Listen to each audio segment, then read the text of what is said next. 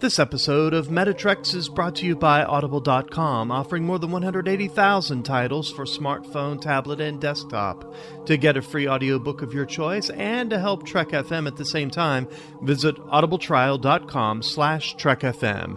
And also by Enterprise in Space, an international program of the nonprofit National Space Society. Find out how you can help science and education and become a virtual crew member aboard the NSS Enterprise Orbiter by visiting enterpriseinspace.org. Want to join the conversation and share your thoughts on this episode? Join the Babel Conference, our listeners group on Facebook. Just type BABEL into the Facebook search field. We look forward to seeing you there. This is Tim Russ, Lieutenant Commander Tuvok on Star Trek Voyager, and you're listening to Trek FM.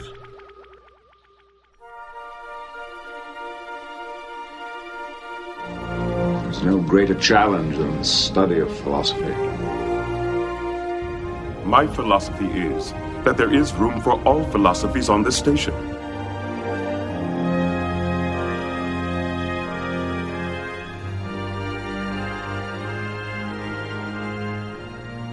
Hi everyone, and welcome to episode 91 of Metatrex, Trek FM show on Star Trek and philosophy. My name is Zachary Fruhling, and with me as always is Mike Morrison. Today, we're going to be discussing equality in the Star Trek universe. Mike, good evening, how are you? I'm doing well, Zachary. Well, you picked the topic for today's episode, equality in the Star Trek universe, which is something I haven't thought about very much about Star Trek. Principally because I think Star Trek kind of assumes equality between races, between cultures, between individuals. Mm-hmm. The baseline assumption seems to be equality. So I'm curious what about Star Trek and equality put this on your radar for talking about today? Well, it's interesting because I had actually had a debate of sorts with a friend of mine, a philosophical debate, Zachary, in which we were talking about equality in our own world. And interestingly enough, he was a Star Trek fan, and we started talking about the Star Trek universe and the world that, the universe rather, that humans live in the 23rd, 24th century.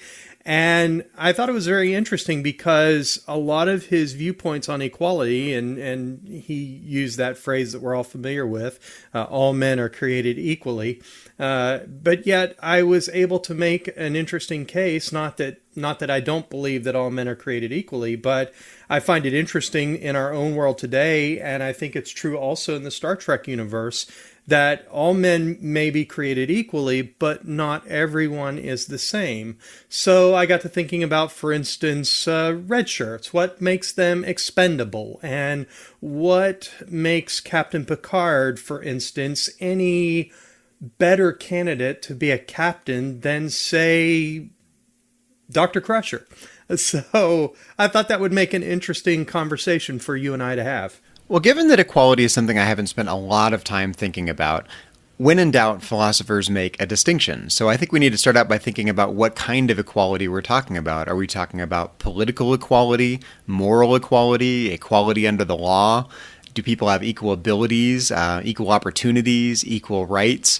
So there are a number of different directions we can take the discussion, depending on which of those you find most interesting or most problematic in the Star Trek universe. I think it's worth kind of giving a high-level overview of those different senses of equality, those different types of equality, and then we can bring it into the Star Trek universe. And, you know, for instance, we've had conversations about red shirts. We've had conversations about bots and AI and so on. So I thought it would be interesting to kind of pull tidbits, really, of sorts of many conversations that you and I have had here on this podcast and bring them into this conversation and discuss. I think a corollary to that first question, equality in what sense, is who counts as equal? Which sphere of being should we consider to be equal under any one of those senses of equality? All life forms, only the sentient life forms, only the higher level sentient life forms? And we have many examples of these inside the Star Trek universe. So it'll be interesting to kind of go through each of these types of equality, moral equality, equal rights, equal abilities, and see which beings count in the sphere that we think that sense of equality applies to. I think it's fascinating, the attitudes. Let's begin with political equality. I think it's fascinating as we examine the different iterations of Star Trek. For instance, in the original Star Trek series, there seemed to be less a sense of respect for other cultures, other political ideals within the Star Trek universe. However, once we get to Star Trek The Next Generation and some of the more modern iterations, it seems that there is a more evolved opinion of the political conditions that exist within other cultures. For instance, the way United Federation of Planets citizens look at the Romulan Empire, or look at the Klingon Empire, or look at the Bajoran home world, look at the Cardassians, for instance. There seems to be a more evolved opinion, whereas you have in the original Star Trek almost a loathing for the political conditions of these other worlds. Well, Captain Kirk seems to loathe pretty much everything. He loathes the Klingons, but he also loathes and is a destroyer of utopias. Right? Anytime there's a supposed utopia where, there's a computer taking care of the population, or all of the free will has been taken away for the sake of having a sort of utopian society, Captain Kirk is the first one to come in with a sledgehammer and destroy it all. That's a great point. And that really seems counterintuitive to the attitudes, at least that we get in more modern iterations of Star Trek. Yeah, Captain Picard is much more hands-off. He seems to have some sort of aesthetic respect for the differences between cultures, whereas Captain Kirk is much more of a homogenizing force, taking Federation values and the Federation political system, the view of what a healthy society looks like, and being willing to impose that, for lack of a better word, on other cultures, or at least getting other cultures to see the light themselves for Federation values and ideals. And Captain Picard was very much the same way in Star Trek The Next Generation. He was just a bit more conservative about it. He comes in and he finds a false deity reigning over, lording over, using, these technologies to produce magic that, sways the population into bowing down. And he's going to reveal that. He's going to out that. He's going to pull back the curtain and let him see what she's really made of. But you don't find him necessarily doing that every time he drops in on an away mission, just completely blowing up the political and social structure of a world that he visited. What came to mind when I was thinking about political equality in Star Trek is the dinner scene in Star Trek VI, where the Klingons basically say the Federation is a Homo sapiens only club. I think that's a great example. So while the Federation may claim universality and tolerance, the perception, at least from the Klingons and possibly from other cultures out there in the galaxy, is that the Federation is not very tolerant and not very inclusive. And the genius, I think, behind that scene is, I think, in many ways, it sums up what, for those of us who are Star Trek fans, was really the $64,000 question. In terms of why was there so much tension necessarily between Klingons and the Federation, because we really didn't understand where those tensions come from. We were just presented this warrior class culture, and then they didn't like us very much, and frankly we didn't like them very much either. But I think that scene was really revealing in a lot of ways. It kind of exposed these underlying feelings and impressions that they had, and really really opens up kind of this political conversation about how other cultures view one another. Well, as we're diving in, it feels like there are two aspects to this. One aspect is what equality means within the Federation. Is the Federation as equal opportunity as it touts itself to be? And the second aspect is, what is the relationship between the Federation's view of equality and other cultures' view of equality? Is the Federation tolerant of other cultures that don't share equality as a value, even if the Federation misses the mark sometimes in the way that the Klingons accuse them of? Should they be, and are they tolerant of other cultures' views on equality? Is there a problem of relativism as it relates to other cultures and equality?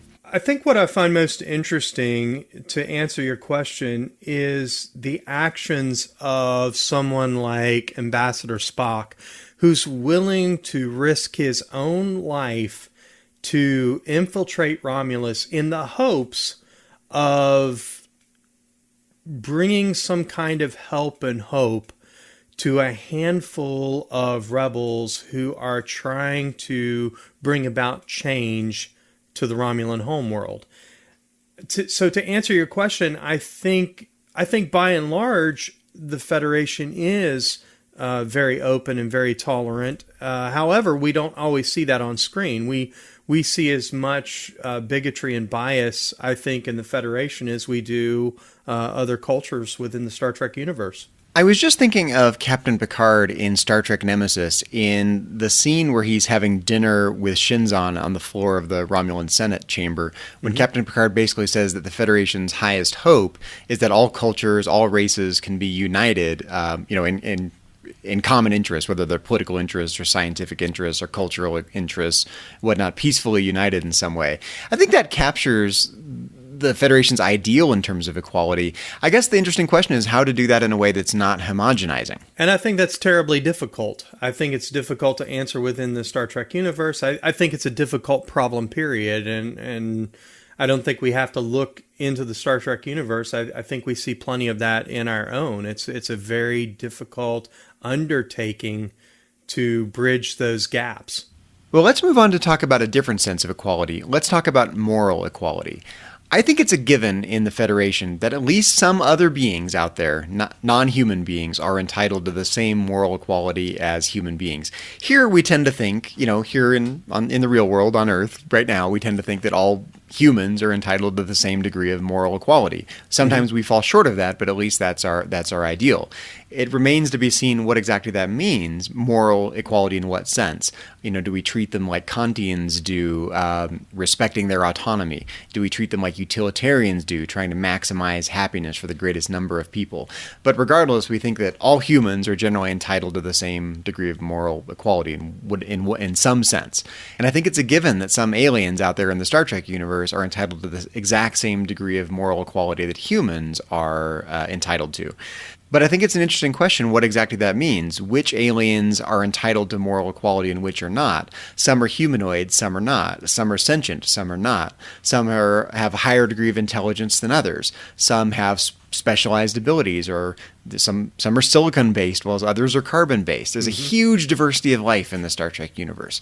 Sure. Which of those should be entitled to moral consideration, and for what reasons? I think that's the interesting philosophical question. What grounds granting another type of being, besides humans, which we obviously assent to, moral equality or moral entitlement?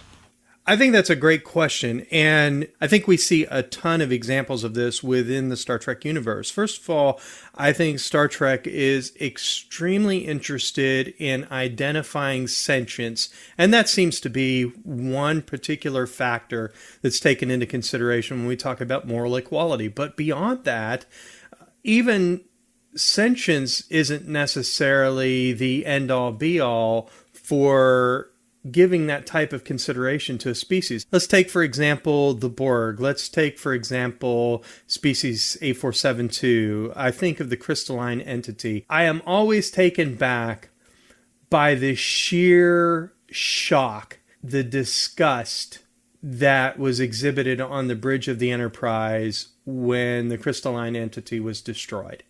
Even though it seemed hostile, they were willing to give that creature the same moral considerations that they would have given any species. And I find that fascinating. And I find that telling about what an evolved being is capable of. I think there's a lot to unpack here. You mentioned sentience, and to me that calls to mind Kantian moral theory, which is that any being that is intelligent, sentient, self-aware, with its own purposes and aims, in other words, a being that we would call a free agent in the world, is entitled to moral consideration. And some of these in the Star Trek universe are incontrovertible. Klingons, they're obviously sentient beings with their own aims and purposes and entitled to moral consideration in that Kantian sense, because they have the same degree of autonomy as we do. Same thing with Romulans, same thing with Vulcans. Okay, those are all the clear-cut cases. Those races are obviously entitled to moral consideration. But I think the interesting thing to do is to consider the edge cases. And you mentioned a few of these. What about the non-humanoid life forms, like the crystalline entity? That's a great example. It's possibly sentient. It seems to communicate in a way we don't fully understand. We don't know. It's almost like the what it's like to be a bat problem, right? What's it like to be a crystalline entity? We don't know if it's really sentient or not. All we can do is try to, make it resonate and see if we can communicate with it, do, space Morse code with it. But what's interesting, especially in Star Trek The Next Generation, Captain Picard almost always gives alien beings that are possibly sentient or maybe sentient or not quite sentient or almost sentient the benefit of the doubt. When there's an open question whether a being is sentient or not, Captain Picard tends to extend the concept of sentience to them, almost erring on the side of caution. It's better to extend the concept of sentience to a being that may or may not be sentient than to assume that a being is not sentient and risk violating that being's rights if it turns out it actually is sentient. Mm-hmm. Yes. And there are a lot of these edge cases. I'm trying to think of a few. Even Data is kind of an edge case. In The Measure of a Man, we don't really know if Data is sentient or not. Is he a being? Is he self-aware? Is he conscious? They go through these different permutations and these different ways of talking about whether Data is sentient or not in the course of the hearing to determine the status of Data as property or as an autonomous being. But in that episode, Captain Picard basically makes that argument that, well, we don't know for sure, so we better err on the side of caution. And that's kind of where the discussion is left at the end of the day. I'm trying to think of other examples from Star Trek The Next Generation, because I think Star Trek The Next Generation has a few of these. One that comes to mind is the spaceborne life form in Galaxy's Child, where this spacefaring being gives birth and the baby latches onto the Enterprise and thinks the Enterprise is its mother. In that episode, it's not totally clear whether the space baby that latches onto the Enterprise is sentient or not. Will it be sentient when it grows up? We don't really know. But Captain Picard at least decides to take the alien home rather than shoot it with the phasers. Right. So Captain Picard seems to be extending it some sort of moral courtesy, if not moral equality. Can you think of other examples that are what you might consider edge cases for sentience in The Next Generation or other iterations of Star Trek? The episode that comes to my mind, Zachary, is actually a Deep Space Nine episode. It's, I believe, a second season episode, Playing God. In which this baby galaxy is forming inside Deep Space Nine. And they actually have this kind of moral debate. Do we just destroy it? It's us or them, somebody says in that conversation. I don't recall who, but basically says, it's us or them. Let's just destroy it now. And they likened it to stepping on ants. And I love what Odo says. He turns and he says, I don't step on ants. And at the end of the episode, they end up figuring out a very risky way to take this galaxy through the wormhole. Arjun, the Trill Initiate, and Jadzia Dax take it through the wormhole, where I don't know how it's going to affect the Gamma Quadrant any differently than it's going to affect the Alpha Quadrant, but somehow in the Gamma Quadrant it's able to expand and function without destroying the galaxy. So they come up with a resolution at the end that doesn't involve destroying this galaxy, and I find that episode, again, very telling about the attitudes of the Federation towards even emerging life. I think another example might be the whales in Star Trek IV, The Voyage Home. We know that whales are intelligent in some sense.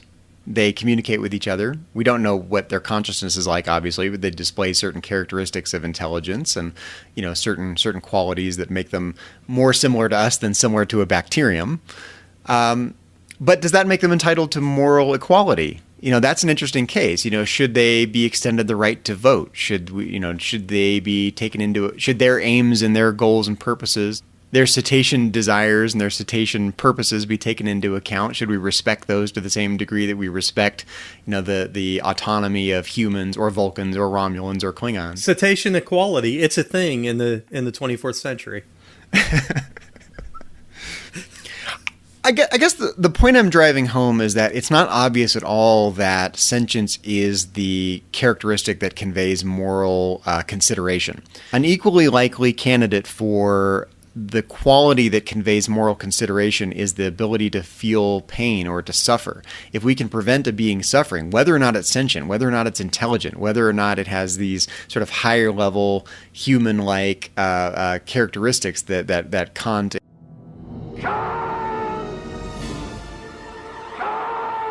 and the Federation seems to latch onto, you can look at the diversity of life here on Earth and in the Star Trek universe out there in the galaxy. Not all those beings are intelligent or sentient in a strong sense, but some of them are at least aware enough to be able to suffer or to be able to feel pain. And if we can prevent that, aren't those beings entitled to moral consideration in the sense of trying to prevent their pain and suffering? Yeah, and I appreciate the foresight that we often see within the Star Trek universe, that we not only consider the present situation, but we also take into consideration the future evolution of a species, of a culture, of a life form.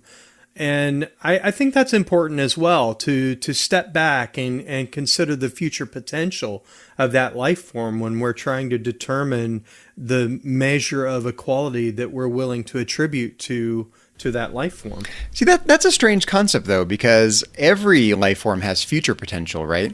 You know, humans weren't always around. We evolved from something that came before us, and that species evolved from something that came before it, all the way back to the primordial ooze, or the beginning of life, as Q pointed out in All Good Things.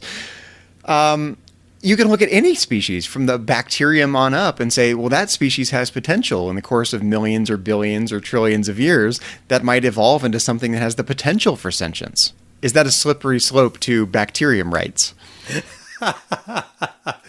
Well, I think Q thinks so, because he certainly was willing to tip the scales a little bit to help Jean-Luc out in All Good Things.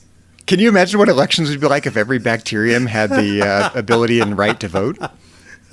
They would outnumber us, zillionfold. Most certainly, most certainly. And don't even get me started on the insects. I guess what I'm trying to say is there has to be a dividing line somewhere. There are obvious candidates for sentience or beings that are entitled to moral consideration in the Kantian sense. Humans, Klingons, Vulcans, Romulans, and Cardassians, and everyone else, all the humanoid life forms in Star Trek. Then there are the edge cases, the ones that we're not quite sure if they're sentient or not. We don't exactly know what it's like to be that species. They display some signs of intelligence, but we're not really sure, or we have to communicate with them in a different way. They're at least plausibly intelligent enough to where we could extend to where we could extend equality in the Kantian sense to those beings, give them the benefit of the doubt, as Captain Picard does. And then there's everything else below, right? The animal life forms, the Targs and the Vulcan pets and whatever they're called. What are they called? I feel like I should know this. Oh, Selat, right? Selat. Yeah. Right. Are they entitled to moral consideration in the Kantian sense? I think that gets less and less plausible the farther down the evolutionary chain you go, anywhere in the galaxy. So there has to be a cutoff point. And I think Captain Picard is very conservative and basically says, we're going to extend this notion of rights and this notion of equality in the Kantian sense downward a little bit, even though it's a little fuzzy where we're going to draw the cutoff line. But the problem that I see is that if beings are entitled to moral consideration in a different sense, in the sense of being able to suffer or feel pain, where it's part of our moral responsibility to prevent those beings from suffering, that it seems like you can extend further and further and further down the evolutionary chain. Like lower life forms can still feel pain, so they're entitled to us taking into account their ability to suffer and prevent their suffering. This is why we have the concept of animal rights here on Earth. And presumably there's something like a 24th century equivalent of animal rights. Whatever random life form you come across out there in the galaxy, presumably it's at least entitled not to suffer. That doesn't mean it gets the right to vote. It doesn't mean it has its own aims and purposes. So different senses of equality may not apply. But in the sense of moral equality, I think it's at least plausible that you can extend that second sense of moral equality all the way down to wherever the cutoff is for being able to experience pain and suffering. Can a bacterium experience pain and suffering? We don't really know. It certainly seems to react negatively to certain stimuli, right? Bacteria will gravitate away from certain things and move towards certain things. Does that mean they're sentient? Does that mean they can experience things? Does that mean there's any awareness whatsoever? I don't think anyone can really answer that question at this point. Maybe they've answered that in the 24th century. I have no idea. But I think there has to be a cutoff point somewhere, even for that second sense of moral equality. Although I guess it's possible. Maybe extremely low life forms have some proto-sensory experience that allows them to experience something like suffering. Maybe we should worry about using penicillin or the 24th century equivalent. When Dr. Crusher gives a hypospray, do we have to worry about the moral entitlement of the bacteria she's eliminating and its ability to experience pain and suffering? Yeah, I think if Captain Picard were here, he would say the line must be drawn here. This far and no further. I think that's it. For both senses of moral equality that we've talked about, the Kantian sense and what I would call the utilitarian sense, the sense of trying to eliminate pain and suffering, it seems like there's a classic line drawing problem. There are clear-cut cases on either side, clearly sentient beings, clearly not sentient beings, beings that can clearly experience pain and suffering, and other beings that clearly don't experience pain and suffering. And there's this huge gray area in the middle.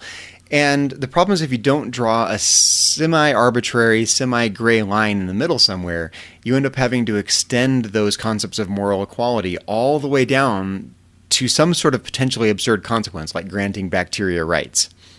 Yeah, and frankly, I don't think we necessarily take the pain and suffering, at least in the world that we live in, I don't think we necessarily take pain and suffering into consideration.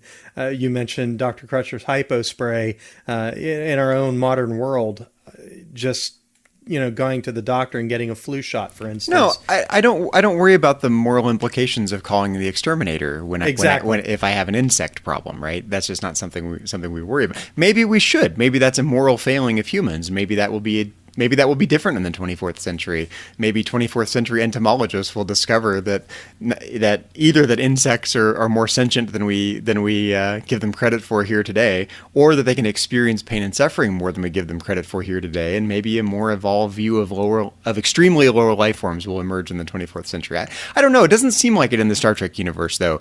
It does seem like the higher level and mid-grade beings get, if not full moral consideration, then at least the benefit of the doubt. But lower life forms, they don't seem to be entitled to moral consideration. But that doesn't mean that we try to exterminate them. I think throughout Star Trek, you see examples of extremely lower level life forms maybe not being given full moral consideration in the sense of moral equality, but at least being given the right to survive, the right to exist. I can envision Captain Picard saying, the Nanites in that TNG episode Evolution. Evolution? Yes. Mm-hmm. I can imagine Captain Picard in that TNG episode Evolution, where Nanites take over the Enterprise, basically saying they have the same right to exist that we do. They're part of the universe just as much as we are. That doesn't mean they're sentient. That doesn't mean that they can experience pain and suffering. Maybe they can in that episode, but at least they're entitled to exist, right? And I'm not sure if that's the same thing as moral consideration, the right to exist, just, being part of the universe and having the right to exist. Does that mean you're entitled to full moral consideration in the way that humans and sentient beings and higher level beings that can experience pain and suffering do? I'm not sure that those really mean the same thing, but I think throughout Star Trek you can see that lower life forms are at least given enough moral consideration to where they're granted the right to exist just as much as humans are. We've muddied the water a little bit here between moral equality and equal rights, equality under the law. I think we have a pool here that we've created. I think that's kind of encompassing these concepts. But I think that there's a lot of concourse anyway when we're talking about moral rights, equality under the law, and equal rights. I think there's a great deal of concourse there. And I think we can even take this concept and apply it to even something I think maybe perhaps a little bit more controversial. And that would be, for instance, the character Tuvix, the creature, the creation that was a merger of Tuvok and Neelix. What, for instance, I guess my question is, made him any less protected under this idea of equality under the law, equal rights? Why did we not give him the same moral equality that in those considerations that we gave to Tuvok and Neelix? Yeah, that's an interesting case because there are really three beings in question there. There's Tuvok, the Vulcan, Neelix, the Talaxian, and the hybrid of the two, Tuvix. All three of them can experience pain and suffering, so they're entitled to full moral consideration on the utilitarian theory.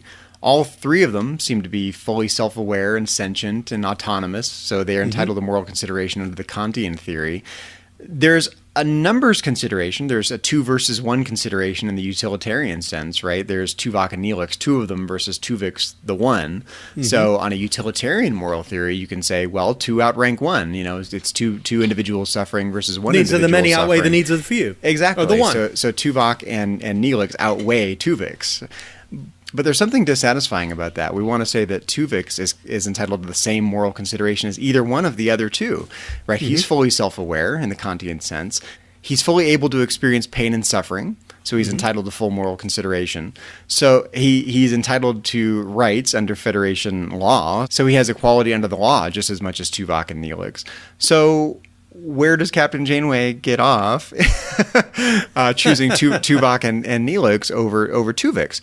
There's a third possibility that we haven't talked about, which is the ethics of care, right? The relationship between Captain Janeway and Tuvok and Captain Janeway and Neelix, the kind of intrafamilial relationship they have on Voyager, is, you could say that's morally relevant. That you know, there's a reason we tend to care for our own family members and loved ones and friends more than we care for, you know, random people that we don't know. And on that view, the ethics of care, that those special relationships matter morally in some way. So you could appeal to a completely different moral theory that says, well, when we're talking about moral consideration, you might be justified saving your friends versus saving a random stranger if push came to shove.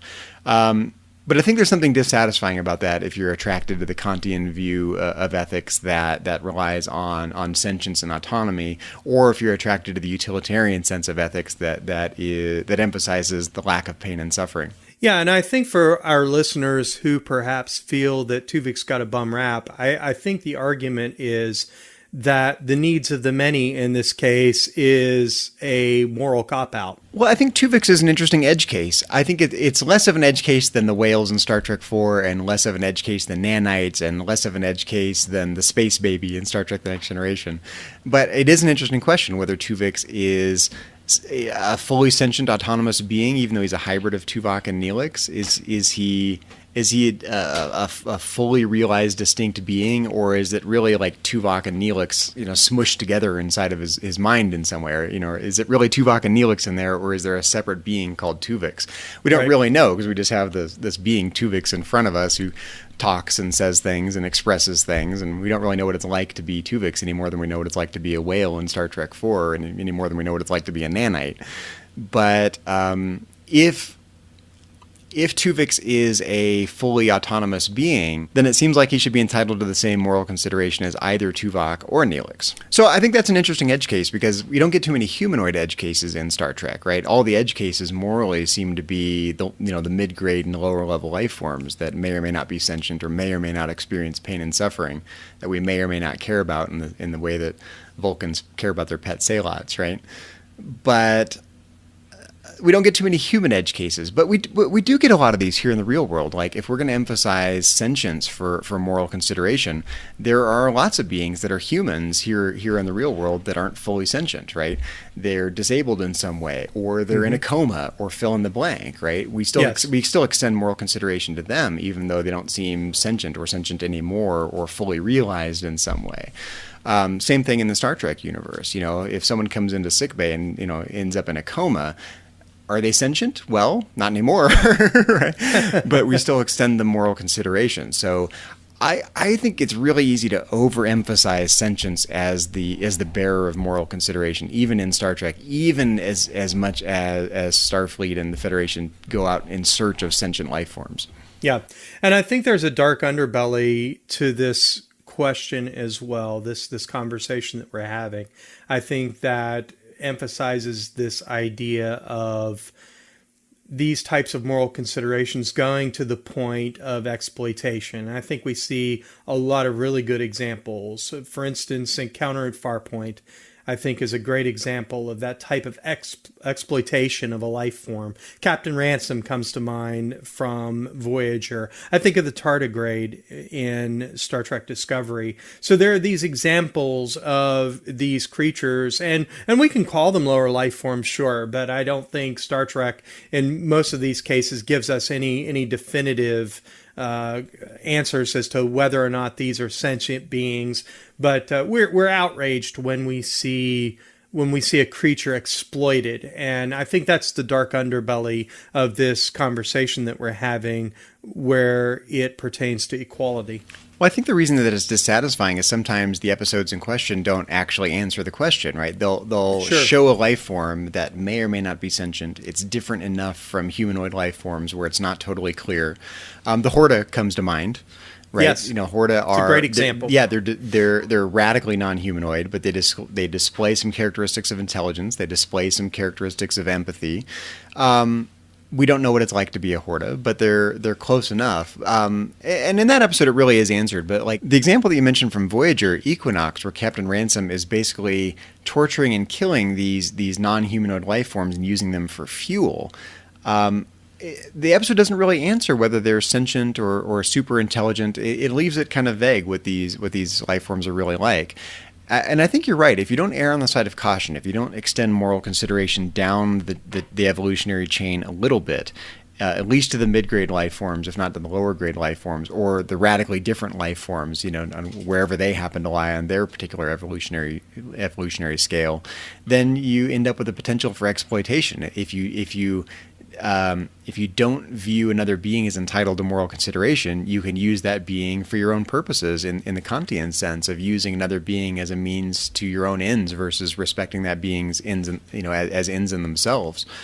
And this is the reason I think Captain Picard errs on the side of caution, almost without fail, every time he encounters a radically different type of life form, where it's not totally clear whether that being is fully sentient or not, or fully aware or not, or fully able to experience pain and suffering or not.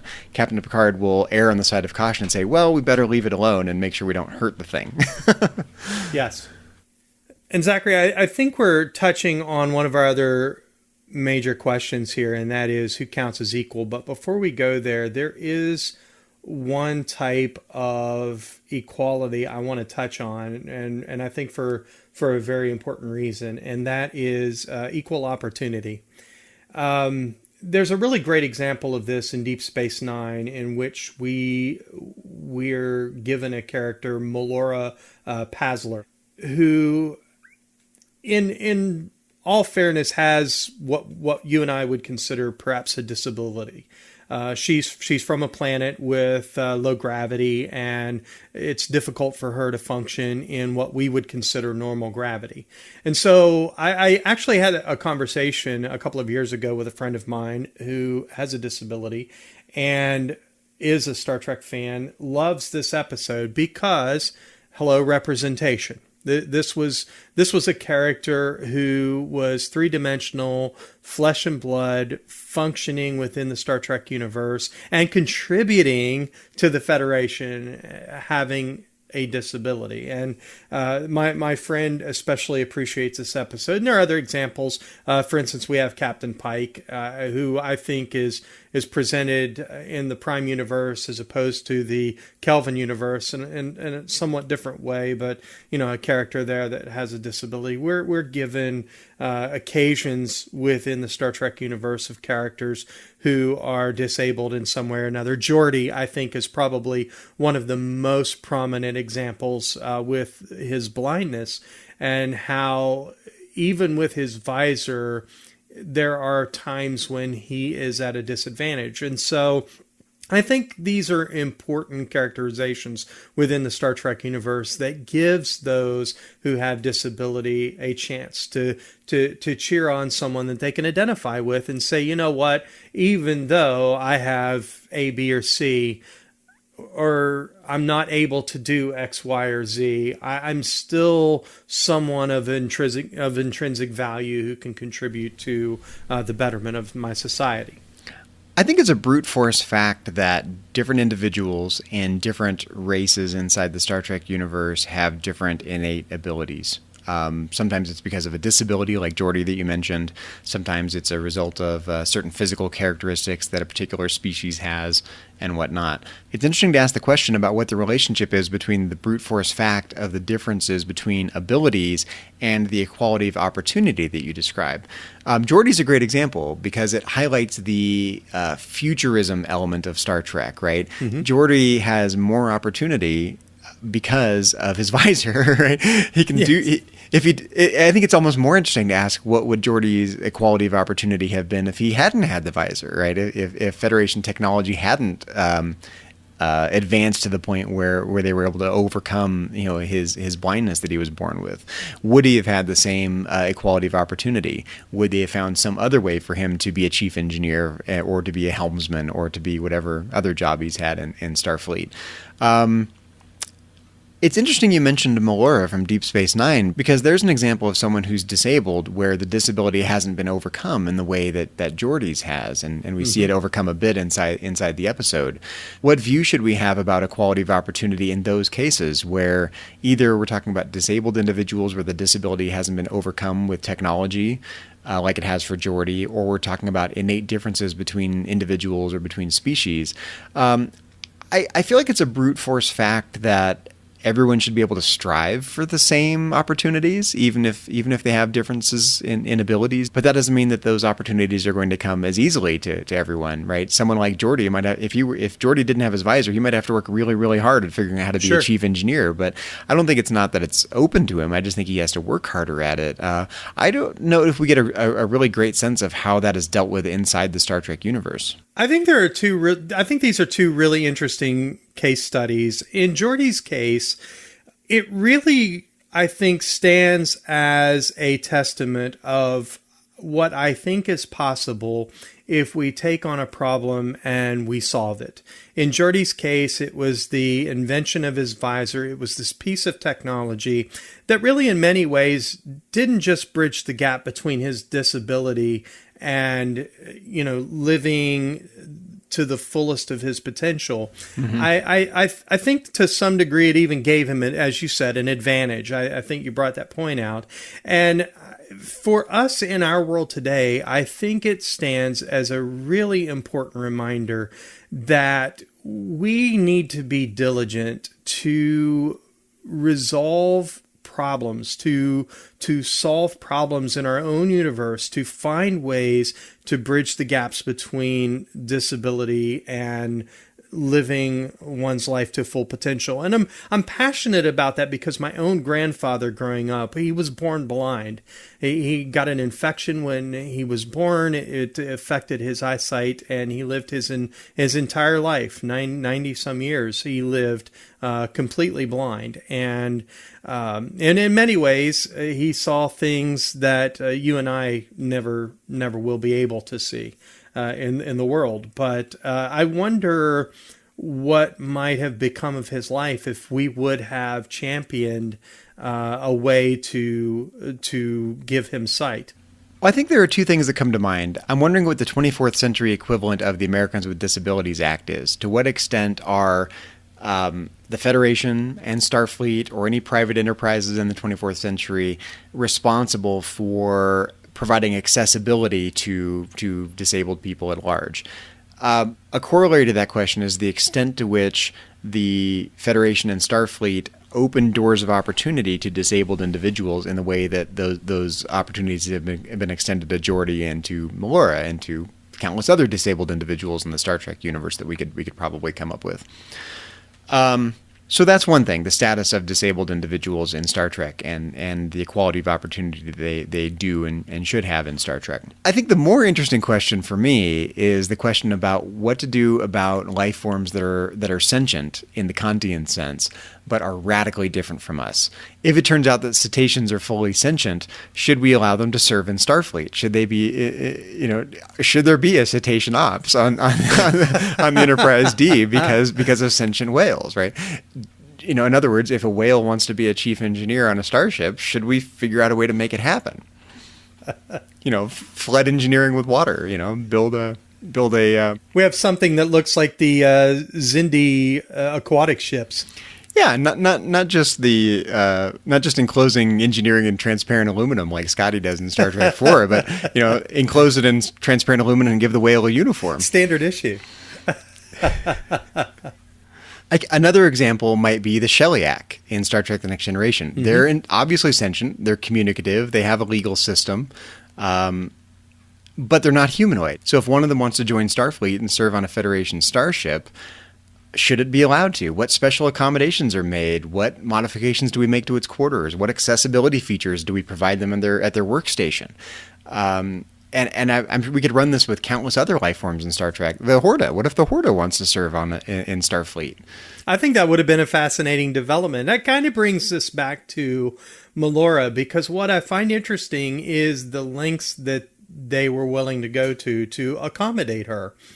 And this really brings me to my second point from earlier, and I'm really just restating what my friend and I discussed that day when we were discussing this character.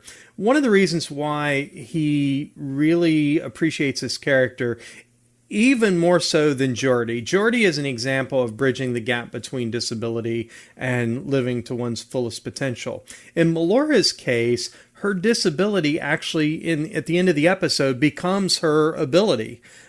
She is able to overcome a life and death situation because of her disability. And she chooses to live as she is rather than accept Dr. Bashir's treatment to make her quote-unquote normal. And so for people out there who may be living with disabilities and there are not necessarily scientific breakthroughs that are bridging those gaps, I give you this character, Melora, who just really lived to her fullest potential despite her disability. And I think she's a great example of what it means to really live to one's fullest potential regardless of the obstacles. I'm wondering, and maybe this is just a little bit cynical sounding, but I'm wondering if they rolled out the red carpet for Melora so much because she was a specialist. Mm-hmm. If she didn't already have specialized knowledge or specialized abilities, would they have been so accommodating without that?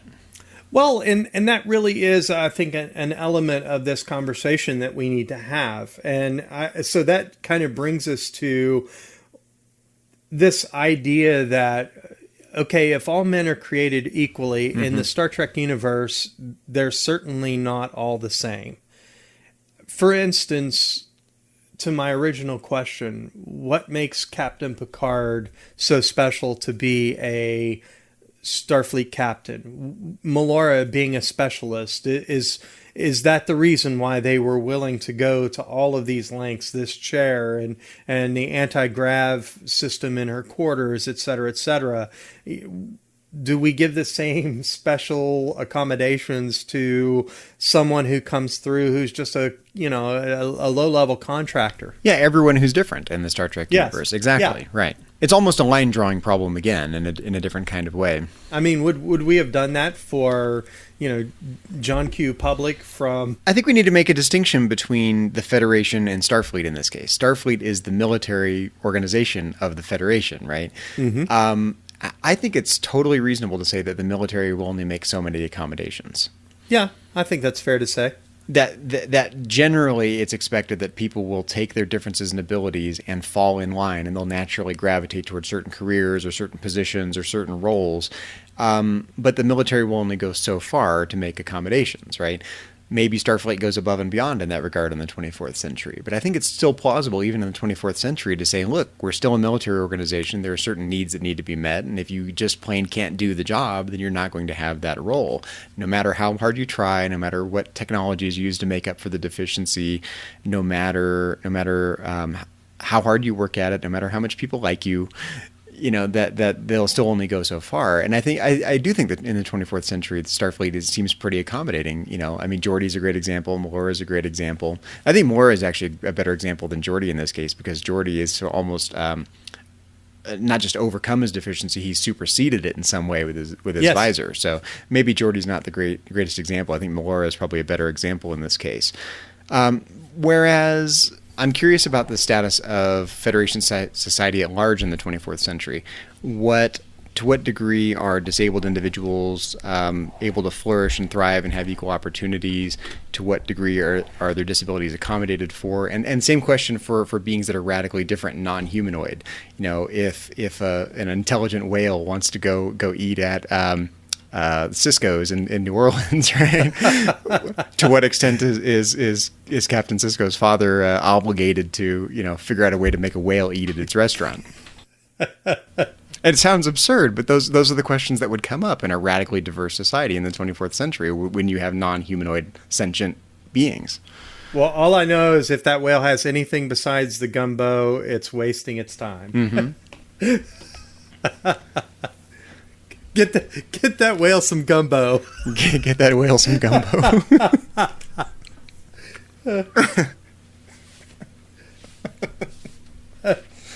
So yeah, obviously Starfleet is the military arm of the Federation. The military is hierarchical. There's a command structure.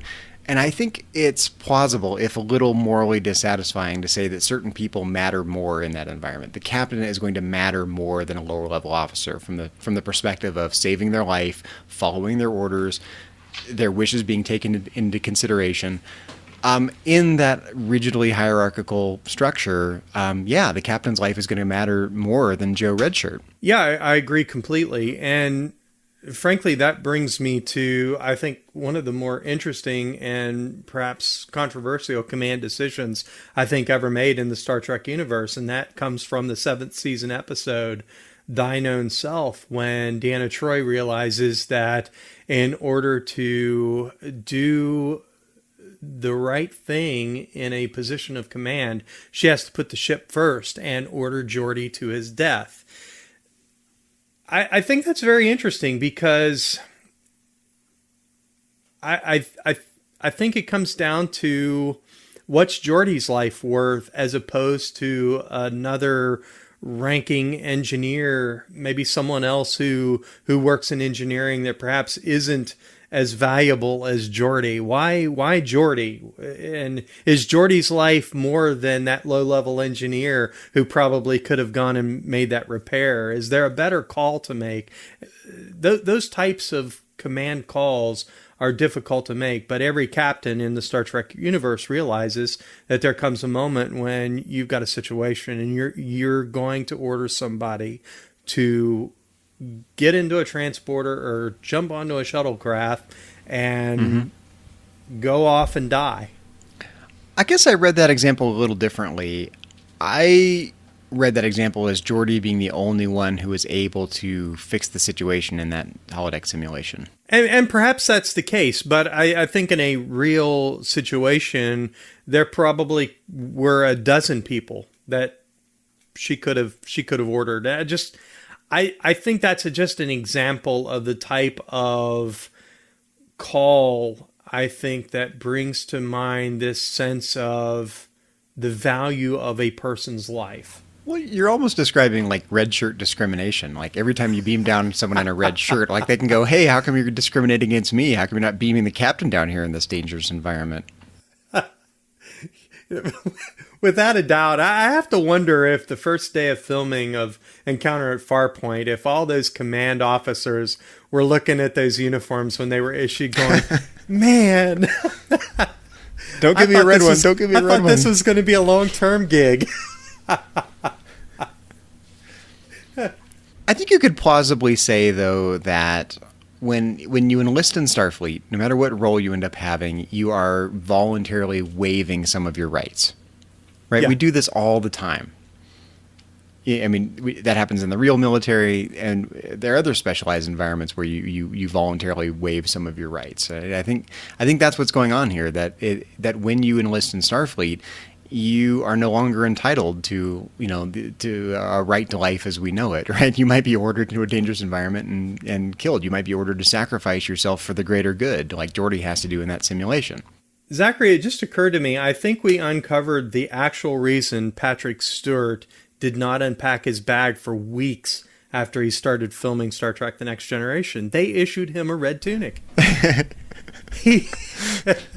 So you're saying that when they started The Next Generation, Captain Picard was given a red shirt as a sign of democratic equality for red shirts in the 24th century, progress over the 23rd century. Yeah, Patrick Stewart's looking back at the original series, going, "I'm not going to make it through an episode." But Riker won't let him beam down. So, and there you said it. Riker won't let him beam down, and that may be a Starfleet regulation, but again, I think it begs the question, why is the captain's life necessarily more important than anyone else's? By extension, does that mean an admiral's life matters more than a captain's? Why not? And it's very dissatisfying to say that, well, in the military, da-da-da-da-da-da. That's not very satisfying to just put it off in a military regulation or military rule. I think there's more to it. I think there needs to be more to it in a situation in which perhaps the captain is the best qualified to go, but it's a dangerous situation. So that happens sometimes. Captain Picard, you stay here. There are a couple times when Captain Picard has to, man a shuttlecraft because, he feels it's his special duty or his special responsibility to take the risk in that case. So yeah, and I there are certainly examples within the Star Trek universe, but I think it begs the question: why is one person's life more valuable than another? One of the things I wanted to circle back to before we end the show is what our attitude should be about other cultures in the 24th century that don't have the same sense of equality. This question of cultural relativism as it applies to equality.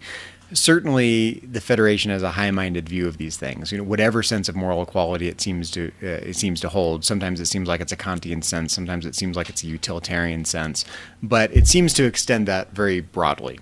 But the Federation also, at least in the 24th century, Captain Kirk is not like this because Captain Kirk is homogenizing and will destroy utopias and all the things that Captain Kirk does. But in the 24th century, at least, it's a little more evolved and there's a little more tolerance for radically different cultures. But what about cultures that themselves don't have a sense of equality?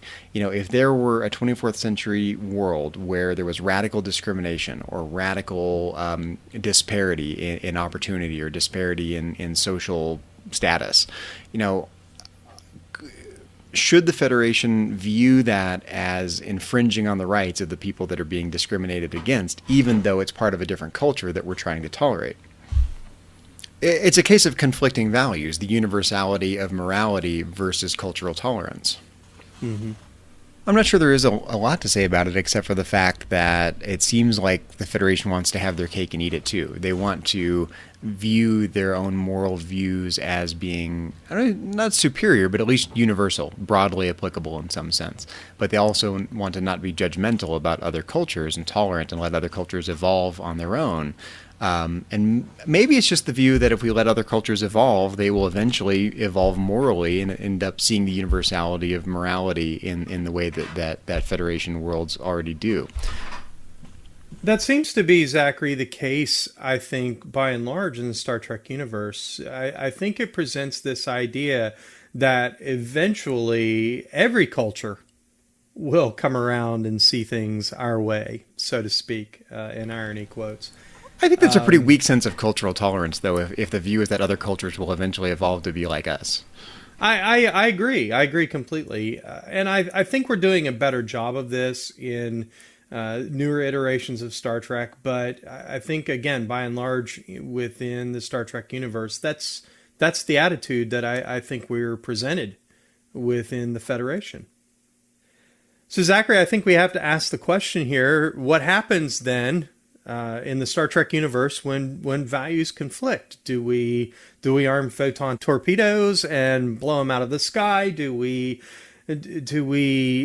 sit down and in the ready room and have a conference and explain to them the values of the Federation in hopes that they'll buy in? What do we do here? Captain Picard would have a board meeting. What are you talking about? Captain Picard would have a board meeting. I think Captain Sisko would cook a pot of gumbo. For whales and everyone else, yes. For whales and everyone else. Well, Zachary, it's been fun talking about equality in the Star Trek universe today, but that isn't the only thing that we've been discussing here on the network. So here's a quick look, everyone, at some other things you may have missed elsewhere on Trek FM. Previously on Trek.fm. To the journey! Praise for impact, yes. Okay, if I'm going to make a commitment to myself right now. If I am ever perishing in a plane crash, I am going to say brace for impact right before I die. To everyone on the plane. I will brace somehow hear it across the miles. It'll be very dramatic, with some dramatic theme music playing, hopefully, just like we have in Voyager here, this episode. Earl Grey. That's terrible. Wow. Like, why would someone think that? I mean, if it's going to infect this entire world of Ferengi, you've got to assume that there's going to be visitors or whatever, and that it's just going to spread everywhere. That doesn't even make sense. Doesn't sound like a good plan to me. No, it does not. Literary Treks. Both Bernd and myself like Star Trek stories that work as some kind of a parable, that hold up the mirror to modern times. And when we got the assignment that we could actually write the Prometheus trilogy, we were pretty sure that we wanted to do something contemporary with it, that we wanted to put modern day into a science fiction story. And the biggest problem that we saw at the time was terrorism. Melodic Treks. I suppose as being an actor, I just was really kind of feeling into Clive's character. Okay. And trying to express the emotion of what I felt like he was going through on the Sarangi. Mm-hmm. So then it became much more of a personal, individual character. It was how I experienced doing it. And that's what else is happening on Trek.fm. Check out these shows and join the conversation about your favorite corner of the Star Trek universe and beyond. You'll find us wherever you get your podcasts. If you're an Apple user, be sure to hit the subscribe button in Apple Podcasts on iPhone, iPad, Apple TV, or the desktop iTunes app to get the latest episodes as soon as they're published. And please, leave us a star rating and written review.